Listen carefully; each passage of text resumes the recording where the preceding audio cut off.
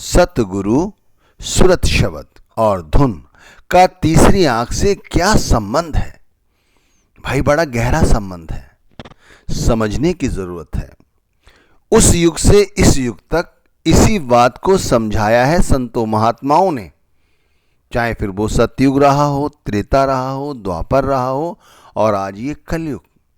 वहां भी संत महात्मा होका दिया करते थे कि भाई नाम का समझो।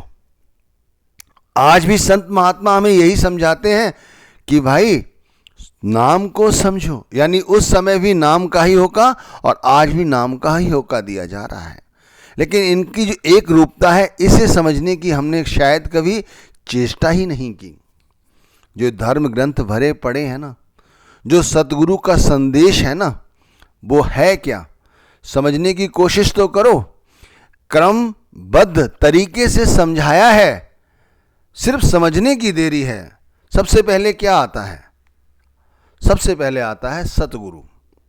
सतगुरु हमें क्या देते हैं? हमें नाम देते हैं। फिर हमें क्या सिखाते हैं? शब्द सुरत का अभ्यास सिखाते हैं, यानी नाम की कमाई।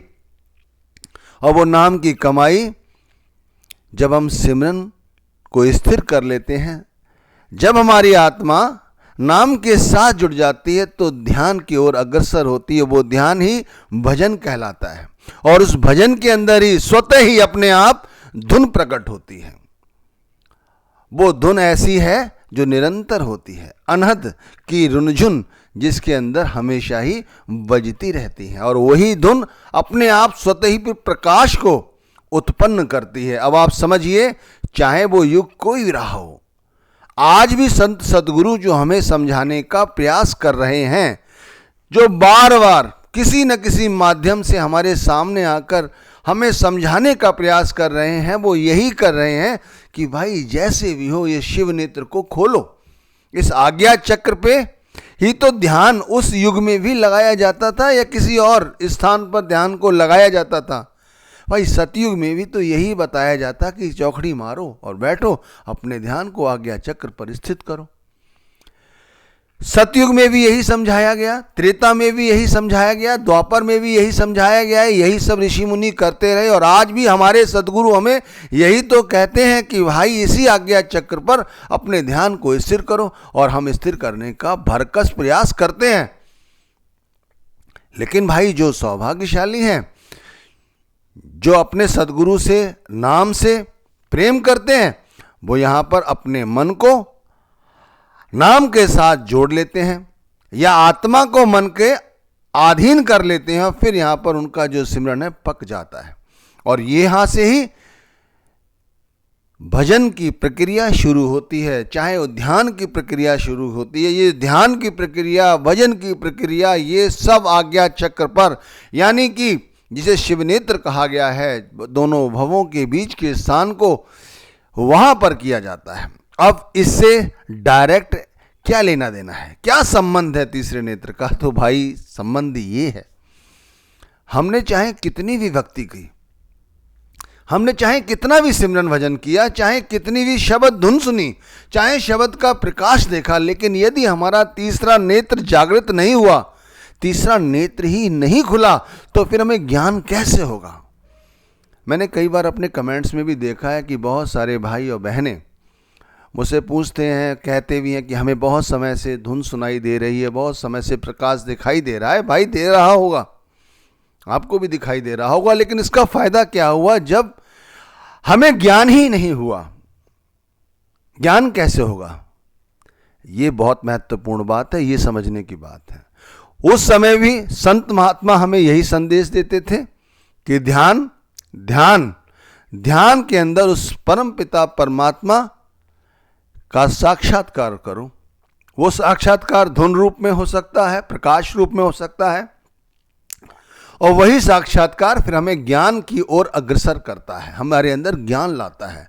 वो ज्ञान ही हमें वैराग्य की ओर, भक्ति की ओर अग्रसर करता है। लेकिन क्या हम सोच के देखो, जो धुन सुन रहे हैं उन्हें भक्ति और वैराग्य की ओर उनकी थोड़ी सी भी जिज्ञासा है? नहीं है। क्यों नहीं है? क्योंकि ज्ञान अभी हमें हुआ नहीं। जिस समय ज्ञान हो जाता है तो उसकी अनुभूति किसी दूसरे को नहीं, स्वतः ही हो जाती है। स्वतः कैसे होती है? धुन सुनने के बाद, प्रकाश देखने के बाद, ये प्रकाश और धुन मैंने ऐसे ही कह दिया और आपने सुन लिया, इतना सहज नहीं है। इसके लिए मन को साधना पड़ता है, ये तो पता ही आपको। उसके बाद भजन में स्वतः ही जब हम आगे बढ़ जाते हैं तब ये आवाज़ आती है, ये धुन आती है, प्रकट अपने आप ही होती है, स्वतः ही प्रकट होती है। अब मैं बानियाँ लूँगा तो बहुत सारी बानियाँ संतों ने लिखी हैं, इस पर मैं वहाँ नहीं जाता क्योंकि विश्लेषण कर रहा हूँ, समझाने का प्रयास कर रहा हूँ। बानियाँ बहुत कुछ कह जाती हैं और शायद समय थोड़ा होता है तो समझा नहीं पाते। समझने की कोशिश ये है कि जब हमने शब्द धुन सुन ली, शब्द का प्रकाश देख लिया, तो फिर हमें ज्ञान हो जाना चाहिए। वो ज्ञान हमें भक्ति की ओर क्यों नहीं ले जाता? क्या हमारा वो जो भजन है, जो हमारा धुन है, जो प्रकाश है, क्या वो सही नहीं है? क्या कमी है उसके अंदर? क्यों भक्ति उत्पन्न नहीं हो रही है? क्यों ज्ञान नहीं हो रहा है? देखो, ज्ञानी पुरुष तो वो है जो शब्द धुन सुन लेता है, शब्द का प्रकाश देख लेता है, तो फिर परमात्मा की जो पसारा है, यानी जो माया है, वो माया से तो निर्लिप्त हो जाता है। इसे ऐसे समझो, हमने शब्द धुन सुन ली, हमने शब्द का प्रकाश भी देख लिया, लेकिन फिर भी हमारे मन में, हमारी आत्मा ने क्या परमात्मा की रचना या परमात्मा जो रचनाकार है उसे समझा? नहीं, हम तो केवल माया को ही सच समझ रहे हैं। अब भी शब्द धुन सुनने के बाद भी यदि हम माया को ही सच समझ रहे हैं तो फिर हम ज्ञानी हुए? हम ज्ञानी नहीं हुए।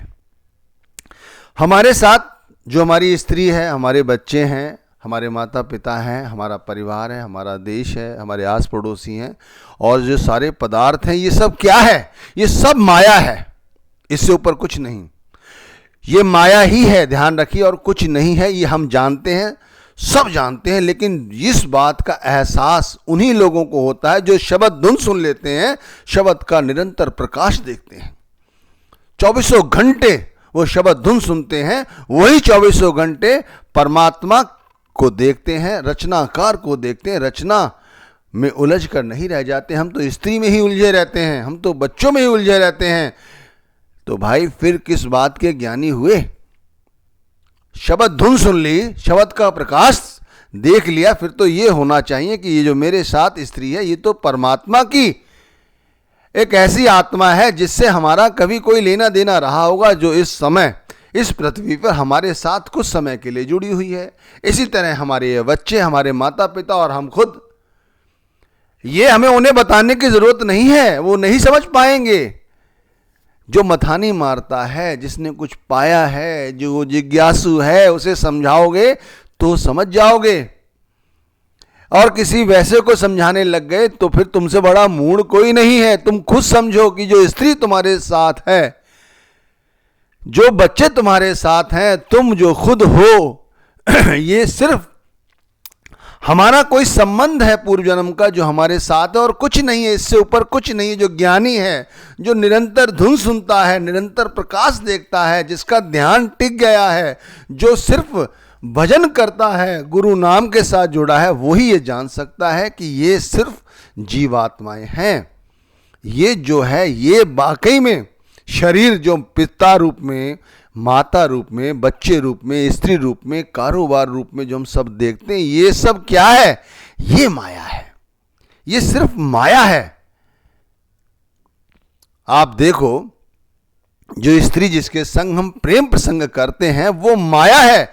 एहसास करके तो देखो, तो फिर वो स्त्री नहीं रह जाएगी, वो स्त्री नहीं रह जाएगी, वो स्त्री से कुछ और होगी। फिर क्या हम उसका दिल दुखाएंगे? जिन बच्चों के लिए हम आसक्ति मन में बिठाए हुए हैं कि वो हमारे लिए ये करेंगे, आज हम उनके लिए करते हैं।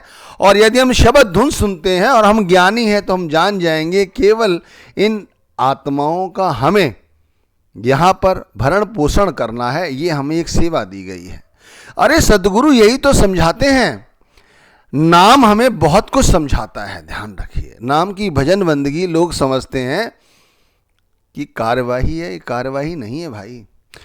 जितनी भजन बंदगी करोगे एक नया द्वार खुलेगा ज्ञान का, भक्ति का। वहां पहुंचोगे तो पता चलेगा कि यार हमें अभी कुछ नहीं आता, हमें और बढ़ना चाहिए। फिर हम जब और आगे बढ़ते हैं तो हमें उससे भी बड़ा दरवाजा मिलता है। वहां पहुंच के फिर एहसास होता है भाई अभी तो हमें कुछ नहीं पता। पढ़ा लिखा शास्त्रों में बहुत कुछ है, आप उसने कितना भी पढ़ते रहिए कुछ समझ नहीं आएगा। अगर अंदर जाके खुद मथानी मारोगे तब पता लगेगा कि जितना ज्ञान होता जाएगा उस समय उतनी अनुभूति होती जाएगी यार हमें कुछ नहीं पता, हम तो मूढ़ हैं, अभी तो बहुत कुछ जानना है। ध्यान रखिए जो जानना है ना वो उतरना कहा जाता है। उतरना, जितना उतरोगे उससे कहीं ज्यादा पाओगे, और जब पाते जाओगे उस समय यही कहते जाओगे मुझे कुछ नहीं पता। अब देखो शिवनेत्र को लोग सिर्फ ये समझते हैं ध्यान का एक केंद्र है। नहीं भाई, ध्यान का केंद्र उस युग से अब इस युग तक भी समझाया जा रहा है। इसके बाद भी कोई युग आया तब भी वहां भी यही समझाने की कोशिश की जाएगी कि भाई इसी जगह पर अपने आत्मा को केंद्रित करो नाम के साथ, सिमरन के द्वारा, भजन के द्वारा। यहां पर फिर स्वतः ही धुन आएगी, प्रकाश आएगी। और कितना धुन, कितनी शब्द सुनते रहे उसके बाद भी यदि हमें अभी माया का ही पसारा समझ नहीं आया तो फिर हम क्या करेंगे। मैं किसी कथा के माध्यम से समझाने का प्रयास कर रहा हूं। एक बार एक संत स्नान करके जा रहे थे, एक शूद्र झाड़ू लगा रहा था। एकाएक चाहे झाड़ू लग गई हो उनके, चाहे उनका शरीर उनके साथ स्पर्श कर गया हो, तो वहां पर उन संत ने उससे कहा कि तुझे दिखाई नहीं देता कि तूने क्या कर दिया। शायद वो शूद्र भी कुछ पहुंचा हुआ था पूर्व जन्म का, तो उसने कहा मैं नहीं समझ पाया आपका, मैंने कल सत्संग सुना, आप कह रहे थे कि संसार में सब कुछ माया है। जब सब कुछ माया है तो मैं कौन हूं। उन संत शिरोमणि ने अंदर जाके खुद एहसास में किया कि जो वो कह रहे हैं वो शायद खुद नहीं समझ पा रहे हैं क्या है। अरे भाई ये सब माया है। बड़े बड़े जो दिस लोग उनको व्यापे चिंता रोग, फिर काहे बात के बड़े। भाई गुरु घर ने बड़े स्पष्ट तरीके से समझा दिया है। अगर तुम गुरु हो, सतगुरु हो, तुम बड़े शिष्य हो, 5 वक्त 24 घड़ी हर वक्त तुम भगवान का भजन सिमरन करते हो, नाम की कमाई करते हो, उसके बाद अपने आप को बड़ा कहलाते हो और फिर भी तुम्हें चिंता व्यापती है। तुम दर दर के भिखारियों की तरह लोगों के आगे हाथ फैलाते हो, तुम्हारी आशाएं तृष्णाएं कम नहीं होती। हम यूं ही कंगालों की तरह लोगों के आगे गिड़गिड़ाते रहते हैं। तो फिर कायवाद के हम ज्ञानी हैं। हमें कायवाद का अभी तक माया का पसारा समझ नहीं आया। हमें कायवाद का हम भजन सिमरन कर रहे हैं। बिल्कुल स्पष्ट है, कोई लाग लपेट नहीं। सतगुरु, सुरत शब्द, ध्यान, फिर धुन और फिर प्रकाश। जिन्होंने भी क्रमबद्ध तरीके से इसे अपनाया है, अपनाएंगे, वही तीसरे नेत्र को खोल पाएंगे। जिनको खुल गया है उनको मुबारक है, जिनका नहीं खुला है उन्हें खोलने की जरूरत है। जरूरत इसलिए है क्योंकि माया में ही उलझे रहे तो कभी भी परिवार से ऊपर नहीं उठ पाओगे। इन देह से तो उठे नहीं, परमात्मा तक क्या पहुंचोगे। अरे संसार में ही लिबड़े रहे तो परमात्मा तक क्या पहुंचोगे, जबकि परमात्मा तो हमारे अंग संग है। गुण गोविंद नाम धुनवाणी सिमृत शाश्वत वेद वखानी। और क्या कहेंगे गुरु अर्जन देव महाराज, इससे ज्यादा स्पष्ट तौर पे कुछ समझा सकते हैं। सारे वेद शास्त्र सब कुछ, खाली गुण क्या है उस गोविंद का, नाम, धुन और वाणी। गुण, गोविंद, नाम, धुन, वाणी, चारों बातें अलग अलग हैं, कई बार सुनी हुई हैं, लेकिन फायदा कुछ नहीं। फायदा जब ये समझो क्या कह दिया है।